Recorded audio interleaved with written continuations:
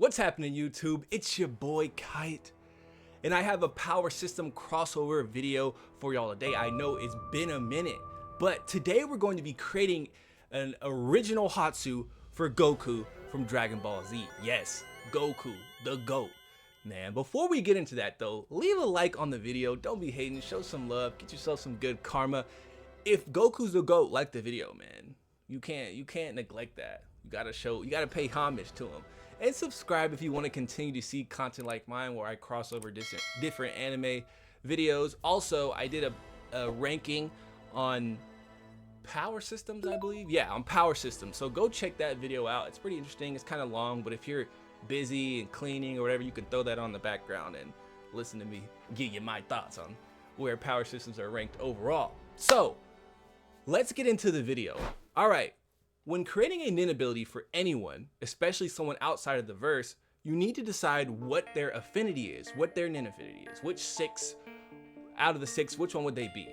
All right, so sometimes I like to just give them a random one because I have an ability in mind and only that affinity will fit to it. But for Goku, I'm gonna stick to deciding by his personality and his own character traits, which we all know which affinity would Goku, or which affinity Goku would be. It has to be enhancer. He's simple, he's determined, he has no malice, no hidden intentions, no ulterior motives. It's just Goku, man. So he has to be an enhancer. Now, you may be wondering, like, that's boring. Enhancement's like the most boring affinity you can think of. I mean, I don't necessarily disagree with you, but I've made this one pretty interesting and it fits perfectly to Goku's personality. You can be the judge of that. Which affinity or what ability would you give Goku? I think this one's gonna hit though. So now that we've decided the affinity, what's the name of the ability? I don't like to get all fancy with the names because this isn't Jujutsu Kaisen. We're not naming domain expansions. So I kept it pretty on brand with this one. It's not crazy. It's pretty simple, straightforward. This ability, this enhancement Hatsu, is gonna be called Zenkai Booster. Pretty simple, right? Zenkai Boost. Yeah, so Zenkai Booster. Let's get into it. We're going to talk about what Zenkai Booster does, how it does that. We're going to talk about some conditions, and then we're going to talk about rules to the ability, and then effects, and then overall Goku's thought process behind making this ability, which is my thought process channeled through Goku as a medium, knowing his personality. It's pretty interesting, so stick around towards the process. The process is kind of the funnest part. But let's get into what Zenkai Booster does. Okay. Zenkai Booster allows Goku to continuously increase his and his opponent's, that's important, total aura capacity for as long as they are engaged in combat. So as long as they're fighting, their aura, both of them, continues to increase. Simple, right? That's an enhancement ability. Increasing, strengthening yourself, or increasing your power of yourself or your aura. It's enhancement. That's all it is. But it's not all it is at the same time. So how is Goku allowed to just increase not only his, but his opponent's aura in a fight? I'll explain it to you. With every hit landed by either Goku or his opponent, Zenkai Booster will take the total amount of aura infused into the attack, double it, and return that amount to each of them. So let's make up numbers. If I go to attack Goku or he goes to attack me and I put 200 aura into a punch, I land that punch, it doubles that 200 into 400 and then gives that back to us. All right, so really it quadrupled it and then halved it, but we're just gonna say it doubles the 200, 400 and gives that 400 into both of us. So it really was 800 split 2 ways, gives us 400 each. But you know, you get it, right? It doubles the attack amount and gives that doubled amount to each of us. Now, this allows for neither combatant to ever run out of aura, so the fight can go on until someone sustains too much damage to continue or willfully gives up. Tell me that doesn't sound like Goku. He doesn't want to win. I mean, he wants to win, but he just wants to fight. He didn't come here to win. He came here to box. That's Goku's motto. I didn't come here to win. I didn't come here to do all that. I came to fight. I just simply want to fight. And so this ability allows Goku to fight for as long as possible, and it allows him to make his opponent be able to fight. They can't really give up unless they actually give up. No one with any pride is just going to give up the fight. And the only way to really lose is to take too much damage, because you're not going to run out of aura, you're not going to run out of stamina, you're just going to get beat up too badly because you're not getting healed, but you are continuously getting hit with attacks that have more and more aura in them because you keep getting more aura, you and Goku. So yeah, that's how Zenkai Booster works. It increases both Goku and his opponent's aura by them landing attacks, and then the ability will double that amount and give it to each of them. So they never run out of aura. One of them has to quit, or one of them has to get beat up too badly to continue. That's what it is and how it works. Here are some rules. You could also count these as conditions for the ability, because this is a pretty broken ability, but not at the same time, because it keeps the playing field level and even. Goku's not getting an overwhelming advantage with this ability. He could be at a disadvantage. So this is a pretty feasible ability, and I'll explain a couple rules why it makes even more sense and how it's even more possible. So 2 rules out the gate. The opponent must willingly engage in combat. So Goku, being Goku, is gonna say, let's fight, right? And if you say yes, or you agree, or you posture to engage, you accept in any form or fashion, boom, he can then activate Zenkai Booster. But if you don't, if you like, I ain't trying to fight, it won't activate. But that doesn't mean Goku's still not gonna try to fight you. He'd be the type to try to fight you even without his Hatsu if he was in Hunter x Hunter. So yeah, but for him to activate Zenkai Booster, you have to agree to fight in any form or fashion. It doesn't even have to be verbal. If you just post up and look like you're about to fight, that counts. So next, and this is the most important rule, this is why this Hatsu is possible, because normally it'd be too great of an advantage for Goku and the opponent. So the second rule is any aura gained during the ability's activation will be lost when it's deactivated. So if y'all fought for like 30 minutes, landing heavy, tons of aura infused to each attack, doubling in return to y'all, all of that aura y'all amassed during the fight dissolves and dissipates at the end. So you don't get to keep any of that. Goku doesn't keep any, you don't keep any. So that's an important rule, because if you kept all of that, it'd be too broken. Let's say Goku beats you, he's not gonna kill you, he's Goku. You get to walk away with freaking Chimera and Royal Guard level amounts of aura just gained in one day. No, hell no. Like, you can't do that. So it's important that you lose the aura amount, but you did get to use it and wield it for the time being to brawl with Goku. So here are the effects, like how Goku envisioned this ability and why it's not as simple as you think. The idea is that since neither Goku or his opponent can keep any of that aura gained during the fight, they will keep infusing their attacks with more and more aura, making both of them exponentially stronger as the fight continues to drag on. As I said, they're gonna keep brawling, and the person's gonna realize, like, I'm getting more aura, like, okay, I'll just put more into my punches, boom. And they're landing heavier and heavier and stronger and more damaging attacks as the fight goes on, both of them. But there's a catch, because it is, even though it's a simple ability and pretty like evenly matched, it does take a strategic mind to wield, because there are 2 possibilities with this technique. The person that gets hit more gets more aura by design, but they do take more damage. So think about it like this: me versus Goku. If Goku hits me, he puts 100 aura in his punch, and he hits me, lands the attack, it's gonna double that to 200 and give both of us 200, but he just expended 100 to hit me. So technically he's only getting 100 back. He gets back to 0 and then gets plus that 100 extra, while I took the damage, took the attack, and got 200 extra aura points.